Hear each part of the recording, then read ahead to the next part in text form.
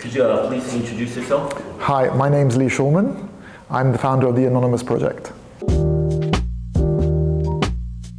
So the Anonymous Project is my collection. It's my personal collection of Kodachrome slides, which numbers nearly 1 million at the moment. It's a collection of amateur photographs from the 50s, 60s and 70s. So basically what happened is in 2017, on a whim, I decided to go online and I bought a box of Kodachrome slides, vintage slides, and it arrived in my office. I didn't think about it. It was just out of pure nostalgia for my love of Kodachrome slides, and it arrived and I opened the box and saw the images for the first time, and I remember scanning the first image and it came up on the screen and it was so beautiful, so I kept on buying them and scanning them, and the project kind of just was born organically, and I started sharing the images, and that way suddenly the project kind of just took on its own life and became the Anonymous Project. Well, actually in the beginning, which is really interesting, because in the beginning I was buying all the slides, and what happened is something I wanted to happen but I never thought would happen, is suddenly people cut and saying, oh, I found some slides, do you want them? And started people donate slides to me as well. So what happened is it became like a community of people sending me slides and me buying slides and stuff like this. So it kind of keeps them growing. I mean, they arrive on every single day. So it's like I always say it's like Christmas every day. I get a lovely package with a surprise in it. So it keeps me going, because you never know that in a box can be like a masterpiece. Well, I think if I'm being honest, the images themselves aren't the problem. I mean, that's technical. So you learn the technical side of things. What I kind of realized is when I started the project and I started sharing, I think it was difficult to communicate what I was trying to do with the images, about telling new stories with it. And I'm not the photographer in these images, so that was difficult. People didn't understand, and making people understand in the photography world that this has a value.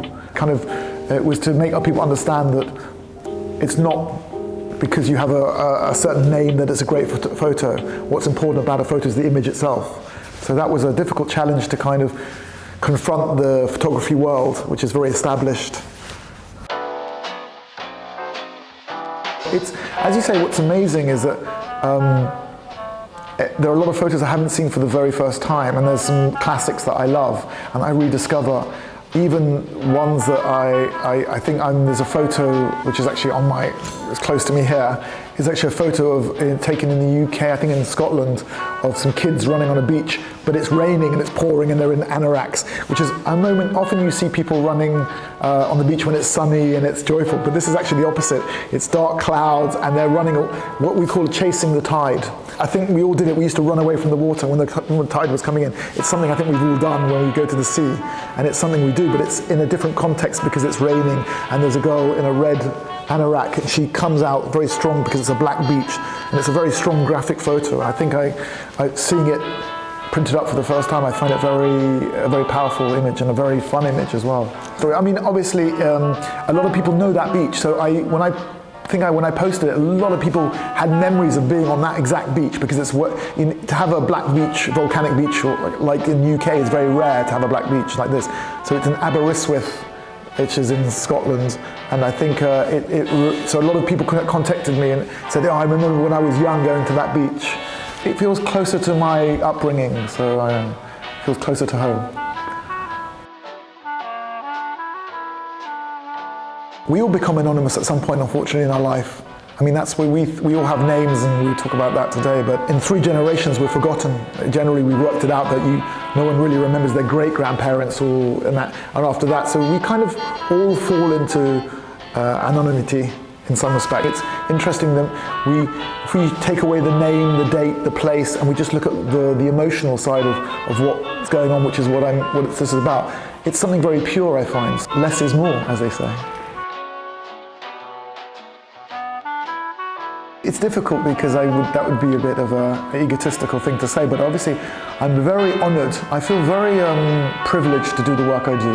I feel incredibly proud I think of the people in the photos who don't exist anymore and are generally, unfortunately, not with us anymore.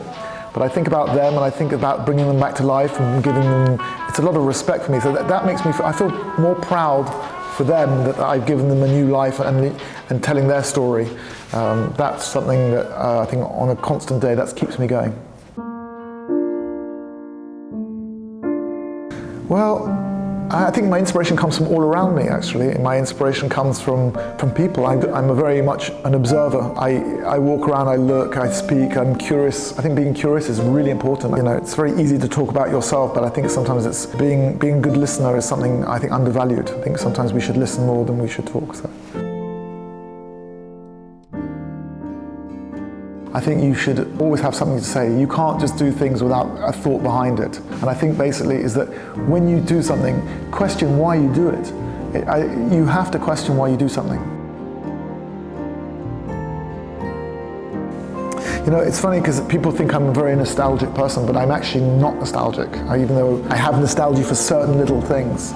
But I'm not very I think the best is before me, so I don't want to pause so much my moments in my life, but I do when I have children now, and there are moments as I see them growing up, it's wonderful, but I miss parts of them growing up, so I kind of would love to pause moments, you know, they kind of grow fast,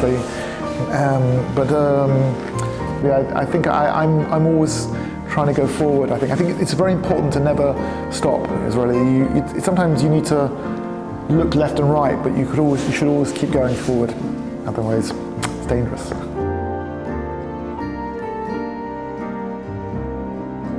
That's a personal. I think everyone has a personal feeling towards these images.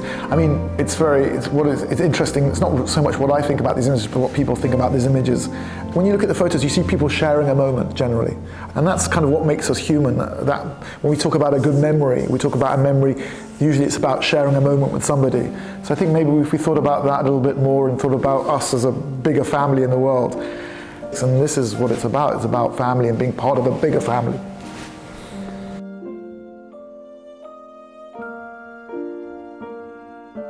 Well, you should definitely come to the exhibition. If you come to the exhibition, I'm sure it'll be a big surprise, and I'm sure that whatever day you've had, you'll go away with a big smile for sure. Thank you.